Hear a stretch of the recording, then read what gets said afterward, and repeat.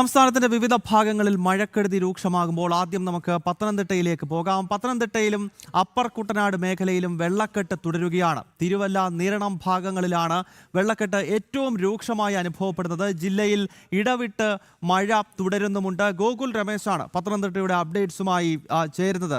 ഗോകുല്, ഈ വർഷത്തെ അതിശക്തമായ പ്രളയം ഏറ്റവും ആഞ്ഞു വീശിയത് അല്ലെങ്കിൽ ഏറ്റവും ദുരിതം സമ്മാനിച്ച ജില്ലകളിൽ ഒന്ന് പത്തനംതിട്ടയാണ് എന്ന കാര്യത്തിൽ സംശയമില്ലല്ലോ. ഇപ്പോഴത്തെ സാഹചര്യം എന്താണ്? പ്രത്യേകിച്ച് തിരുവല്ലയോട് ചേർന്ന് കിടക്കുന്ന അപ്പർ കുട്ടനാട്ട് പ്രദേശങ്ങളിലേക്കും ഇപ്പോൾ വെള്ളം എത്തുകയാണോ? അവിടെ വെള്ളക്കെട്ട് രൂക്ഷമാണോ? എന്താണ് അവിടുത്തെ സാഹചര്യം? ജനജീവിതം എത്രത്തോളം ദുസ്സഹമാണ് ഗോകുൽ?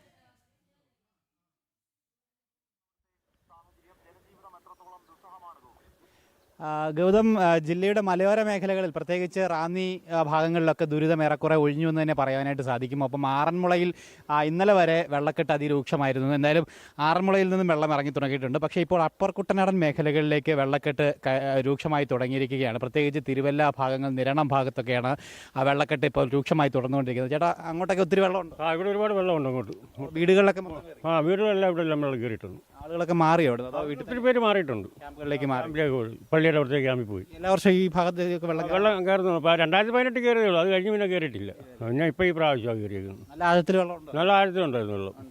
എന്തായാലും അത് തന്നെയാണ് അവർ പറയുന്നത്. അങ്ങോട്ട് കുറേ വീടുകളുണ്ട്. നമ്മളിപ്പോൾ നിൽക്കുന്നത് നിരണം ഭാഗത്താണ്. അങ്ങോട്ടേക്ക് ഒരുപാട് വീടുകളുണ്ട്. ആ വീടുകളിലൊക്കെ വെള്ളം കയറി കിടക്കുകയാണ്. വീടുകളും ആരാധനാലയങ്ങളും ഒക്കെ ഉണ്ട്. അവിടങ്ങളിലൊക്കെ വെള്ളം കയറി കിടക്കുന്നത് നമുക്ക് കാണുവാനായിട്ട് സാധിക്കുന്നുണ്ട്. ഇതൊരു റോഡാണ്. ആ റോഡിൽ ഇങ്ങനെ മുട്ടറ്റം വെള്ളം ഉണ്ട്. ഒപ്പം ഈ റോഡിൻ്റെ ഇരുഭാഗങ്ങളിലുമുള്ള വീടുകളിലെല്ലാം വെള്ളം കയറിയതുകൊണ്ട് അവിടങ്ങളിലൊക്കെ ആളുകൾ ഇപ്പോൾ മാറി സുരക്ഷിത കേന്ദ്രങ്ങളിലേക്ക് മാറി താമസിച്ചിരിക്കുകയാണ്. ദുരിതാശ്വാസ ക്യാമ്പുകളിലേക്കും അതോടൊപ്പം തന്നെ മറ്റ് ബന്ധുവീടുകളിലേക്കുമൊക്കെയാണ് ഇവർ മാറി താമസിപ്പിച്ചിരിക്കുന്നത്. ഇവരുടെയൊക്കെ ഒന്നാം നിലയിലേക്ക് വെള്ളം കയറിയിട്ട് അവിടെയുള്ള സാധനങ്ങളൊക്കെ മുകളിലത്തെ നിലയിലോ അല്ലെങ്കിൽ മറ്റ് സ്ഥലങ്ങളിലേക്കൊക്കെ മാറ്റുവാനായിട്ടൊക്കെ ഒരു കഴിഞ്ഞ ദിവസങ്ങളിലൊക്കെ ആയിട്ട് അത്തരത്തിലുള്ള കാര്യങ്ങളൊക്കെയാണ് ചെയ്തത്. എന്തായാലും അവിടെ നിന്നൊക്കെ വീടുകളിൽ നിന്നൊക്കെ ആളുകൾ ഇപ്പോൾ മാറി താമസിച്ചുകൊണ്ടിരിക്കുകയാണ്. പ്രധാനമായിട്ടും ഈ അപ്പർ കുട്ടനാടൻ മേഖലയിലാണ് ഇപ്പോൾ വെള്ളക്കെട്ട് അതിരൂക്ഷമായി മാറിയിരിക്കുന്നത്. അതായത് ഈ റാന്നിയിൽ നിന്നും ആറന്മുളയിൽ നിന്നുമൊക്കെ ഒലിച്ചെത്തുന്ന വെള്ളം അതിനുശേഷം അവിടെ നിന്നും പിൻവാങ്ങിയതിനു ശേഷം അത് ഒഴുകിയെത്തുന്നത് മേഖലയാണ് ഈ അപ്പർ കുട്ടനാടൻ മേഖല. തിരുവല്ല, നിരണം, ചെങ്ങന്നൂർ അടക്കമുള്ള മേഖലകളാണ്.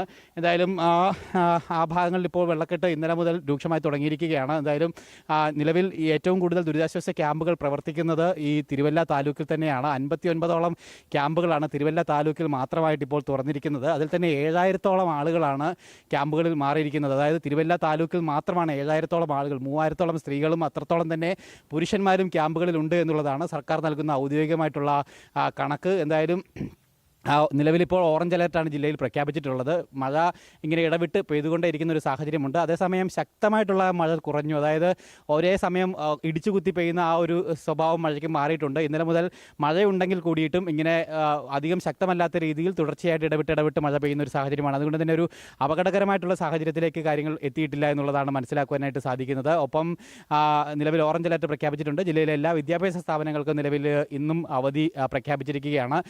ആ ഭാഗങ്ങളിലൊക്കെ വെള്ളം ഇറങ്ങിൽ കൂടിയിട്ടും ജാഗ്രതാ നിർദ്ദേശം ഇപ്പോഴും തുടരുന്നുണ്ട്. പ്രത്യേകിച്ച് മലയോരവാസികളും നദീതീരങ്ങളിൽ താമസിക്കുന്നവരുമൊക്കെ ജാഗ്രത അത് തുടരണമെന്നുള്ളൊരു നിർദ്ദേശമാണ് ജില്ലാ ഭരണകൂടത്തിൻ്റെ ഭാഗത്തു നിന്ന് നൽകിയിരിക്കുന്നത്. പമ്പ, അച്ചൻകോവിൽ, മണിമലയാർ അടക്കമുള്ള നദികളിൽ ജലനിരപ്പ് താഴ്ന്നു തുടങ്ങിയിട്ടുണ്ട്. പക്ഷേ പൂർണ്ണമായിട്ടും ഒരു ആശങ്ക ഒഴിയുന്ന അല്ലെങ്കിൽ അപകടം ഒഴിയുന്ന സാഹചര്യത്തിലേക്ക് എത്തിയിട്ടില്ല എങ്കിൽ പോലും ജലനിരപ്പ് ക്രമാതീതമായിട്ട് താഴ്ന്നുണ്ട് എന്നുള്ളത് ഏറെ ആശ്വാസം നൽകുന്ന ഒരു കാര്യം തന്നെയാണ്. എന്തായാലും ഈ മേഖലയിൽ, അപ്പർ കുട്ടനാടൻ മേഖലയിലാണ് ഇപ്പോൾ ജാഗ്രത അല്പം കൂടുതൽ നൽകേണ്ടത്. പ്രത്യേകിച്ച് വീടുകളിൽ നിന്നൊക്കെ ആളുകളെ മാറ്റി പാർപ്പിച്ചിട്ടുണ്ട്. പല സന്നദ്ധ സംഘടനകൾ, പ്രത്യേകിച്ച് സേവാഭാരതി അടക്കമുള്ള സംഘടനകളുടെ നേതൃത്വത്തിൽ ഇവർക്ക് ഭക്ഷണവും മരുന്നും വെള്ളവും ഒക്കെ എത്തിച്ചു നൽകുന്ന പ്രവർത്തനങ്ങൾ കൃത്യമായിട്ട് തന്നെ മുന്നോട്ട് കൊണ്ടുപോകുന്നുണ്ട്. ക്യാമ്പുകളിലേക്ക് അടക്കം ഇത്തരത്തിലുള്ള അവശ്യ സാധനങ്ങൾ സേവാഭാരതിയുടെ അടക്കം പ്രവർത്തകർ എത്തിച്ചു നൽകുകയും ചെയ്യുന്നുണ്ട്. നമ്മളോടൊപ്പം ഇപ്പോൾ ഒരു ചേട്ടൻ കൂടി കാണാം. ചേട്ടൻ അപ്പുറത്ത്, വീടിൻ്റെ അപ്പുറത്ത് നിൽക്കുകയാണ്. ചേട്ടാ, വീട്ടിൽ മൊത്തം കയറിയല്ലേ വെള്ളം? മുഴുവൻ കയറി. എല്ലാ വർഷവും കയറാറുള്ളതാണോ അതോ ഈ വർഷം? ഈ 2018 ഈ വെള്ളവും പ്രതീക്ഷിക്കാതെ വന്ന് കയറിയത്. ഇത് എപ്പോഴാണ് കയറി? ഇന്നലെ കയറിയാണോ അതോ അതിന് ഞാൻ വൈകിട്ട് രാത്രി കയറി. രാത്രി ആണ് കയറിയത്? അതെ അതെ. ഈ ഭാഗമൊക്കെ മുങ്ങുന്നതാണ് സ്ഥിരം അല്ലേ? സ്ഥിരം മുങ്ങുന്ന ഇത് യഥാർത്ഥത്തിൽ അപ്പോൾ കുട്ടനാടൻ്റെ അപ്പർ കുട്ടനാടാണ്.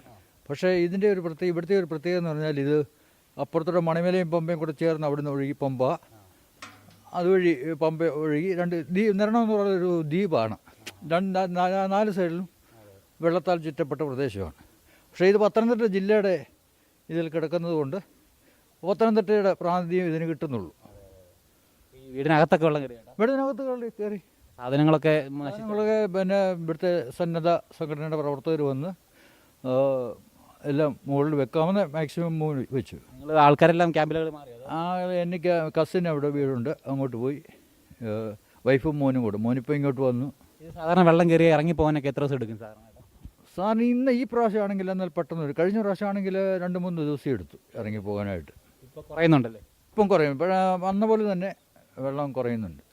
ശരി. ഭക്ഷണവും വെള്ളമൊക്കെ ഉണ്ടോ? ഭക്ഷണം നേരത്തെ കരുതിയിട്ടുള്ളായിരുന്നുണ്ട് ഭക്ഷണം. പിന്നെ ഞാൻ പറഞ്ഞില്ല, എൻ്റെ കസിൻ്റെ വീട്ടിലാണ് താമസിക്കുന്നത്. അപ്പോൾ അതിൻ്റെ ഒരു ഭാഗങ്ങൾക്ക് വൈദ്യുതി ബന്ധമൊക്കെ ഉണ്ടോ? വൈദ്യുതി ബന്ധം ഇടയ്ക്കിടയ്ക്ക് ഇങ്ങനെ പോകുന്നുണ്ട്. എന്നാലേ പോകുന്ന ഒരു 1 മണിക്കൂർ കഴിയുമ്പോൾ തിരിച്ച് ലഭിക്കുന്നുമുണ്ട്. ഈ ഭാഗത്തോടുള്ള ഗതാഗതമൊക്കെ പൂർണ്ണമായിട്ടും ഗതാഗതം പൂർണ്ണമായിട്ട് സ്തംഭിച്ചിരിക്കുകയാണ്. കാര്യം നമുക്കിപ്പം പുറത്തോട്ടിറങ്ങി ഒരു സാധനം പോലും മേടിക്കാൻ കഴിയുന്നില്ല. ഒരു പാല് കിട്ടാൻ ബുദ്ധിമുട്ടാണ്. കാര്യം അവരെയും കുറ്റം പറഞ്ഞിട്ട് കാര്യമില്ല. കടക്കാർക്ക് സാധനം ലഭ്യമായിട്ട് വേണ്ടി അവർക്ക് കൊടുക്കാൻ. എന്തായാലും സുരക്ഷിതമായിട്ടിരിക്കുക കേട്ടോ.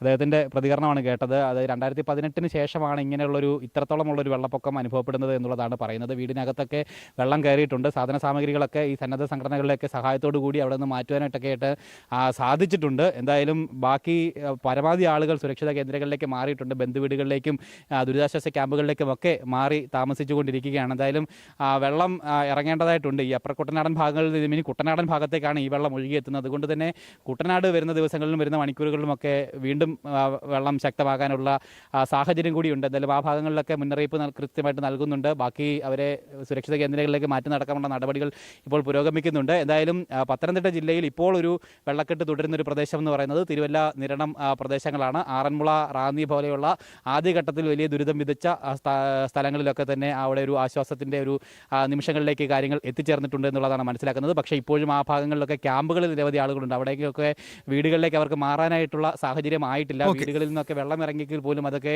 ശുചീകരണ പ്രവർത്തനം അടക്കം കൃത്യമായിട്ട് നടത്തേണ്ടതുണ്ട്. ഒപ്പം ഇനി ശുചീകരണം, അതോടൊപ്പം തന്നെ ഇവരുടെ നഷ്ടപരിഹാരം അടക്കമുള്ള കാര്യങ്ങളിലുള്ള അടിയന്തരമായിട്ടുള്ള ഇടപെടലാണ്.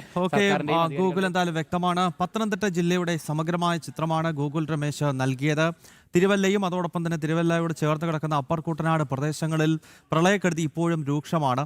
പമ്പ, അതോടൊപ്പം തന്നെ അച്ചൻകോവിൽ, മണിമല തുടങ്ങി പത്തനംതിട്ട ജില്ലയിലൂടെ ഒഴുകുന്ന നദികളിൽ ജലനിരപ്പ് ഇപ്പോൾ താഴുന്നുണ്ട്. എങ്കിൽ പോലും ജനജീവിതം ജില്ലയിലും പ്രത്യേകിച്ച് ഈ നദിയുടെ തീരത്ത് ഉള്ള സ്ഥലങ്ങളിലും സാധാരണ നിലയിലേക്ക് ജനജീവിതം എത്തിയിട്ടില്ല. ഇപ്പോഴും സാഹചര്യങ്ങൾ ദുസ്സഹമായി തുടരുകയാണ്. ഗൂഗിളാണ് വിശദാംശങ്ങൾ നൽകിയത്. ഇനി